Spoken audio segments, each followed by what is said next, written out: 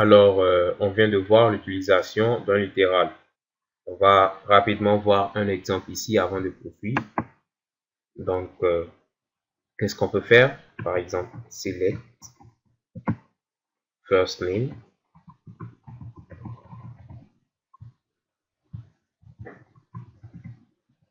Ensuite, on va ajouter notre opérateur de concaténation. Puis, on va mettre un littéral pour dire est un.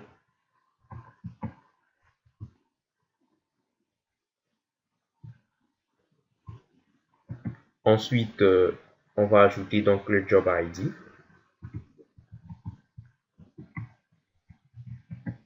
Et puis, on va marquer from employees. On exécute, voir le résultat.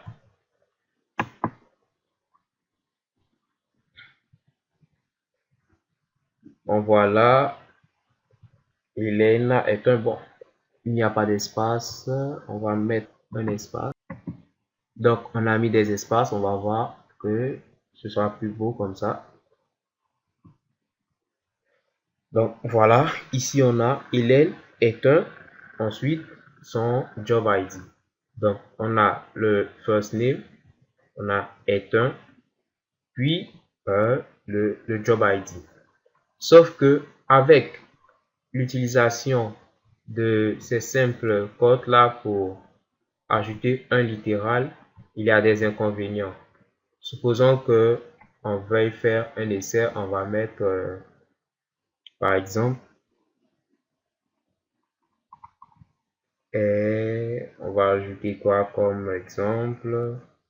Ok, on va ajouter ceci. Donc select first name, on va mettre est le premier nom. On va mettre un point.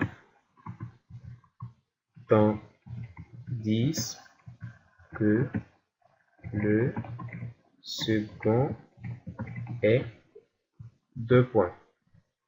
Là, on va mettre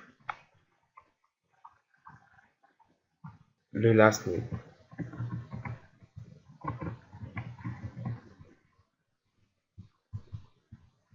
On exécute. On voit que ça passe. Hélène est le premier nom, tandis que le second nom est 2 points Abel. Sandar est le premier nom, tandis que le second nom est Andé. Essayons avec une autre phrase. On va voir. Cette fois-ci, on a est le premier nom, tandis que l'autre nom est. Et on va voir ce que ça va donner. Tandis que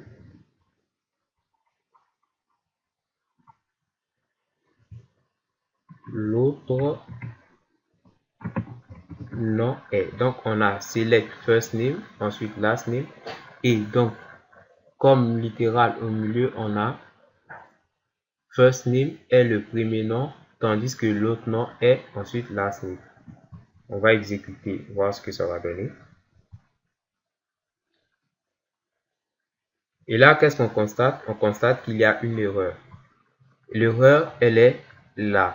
Pourquoi? Parce que avant de commencer donc un littéral, on met comme cela une cote pour marquer le début d'un littéral. Et pour finir aussi, on marque une deuxième cote. Sauf que nous, dans notre phrase qui va constituer notre littéral, on a encore une cote. Fait que cette première cote là, elle est considérée comme la fin en fait de notre littéral. Pourtant, on voit que ce n'est pas la fin. On a autre nom est qui logiquement donc fait partie de notre littéral. Donc, pour arranger ceci, on va utiliser ce qu'on a marqué ici, l'opérateur quote. Alors, on va voir comment utiliser notre opérateur quote. On a notre littéral comme ceci. On vient là, on marque Q. On ouvre un crochet.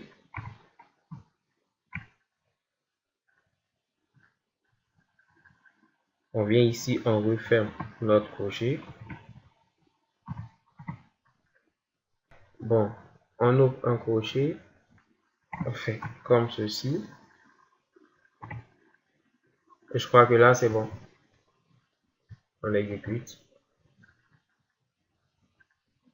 Et voici le résultat. On va laisser un espace là. Un autre espace là. On va exécuter.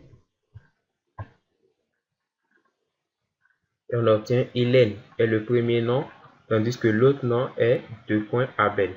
Donc, l'opérateur code ici est une alternative donc pour notre littéral. Il nous permet alors de prendre en compte tous les caractères donc à l'intérieur de notre littéral. On va faire un deuxième exemple. Select star from employees.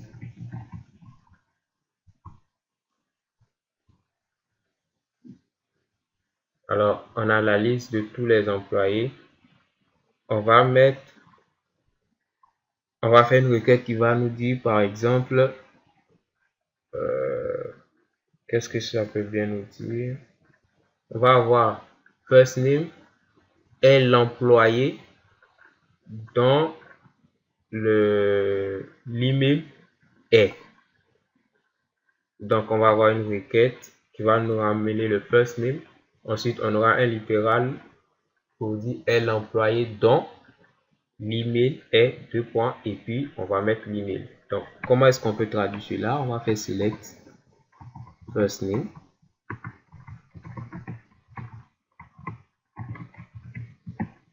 On va mettre maintenant notre littéral, donc notre signe de concaténation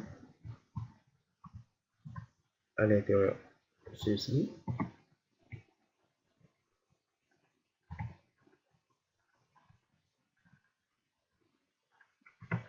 Comme ça.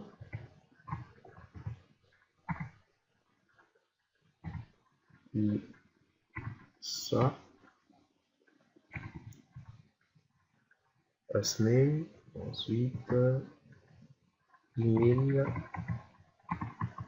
from employees.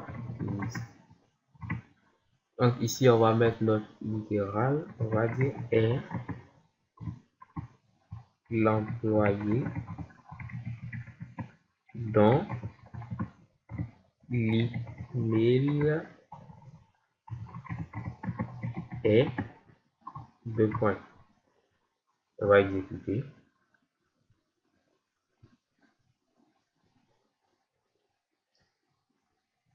Et on a bien le résultat qu'on veut. Hélène est l'employé dont l'email est Ibel. David est l'employé dont l'email est Dustin. Alors, chers amis, nous sommes à la fin de cette vidéo dont le but était de voir l'opérateur code, donc qui sert comme alternative donc pour faire un littéral. Merci.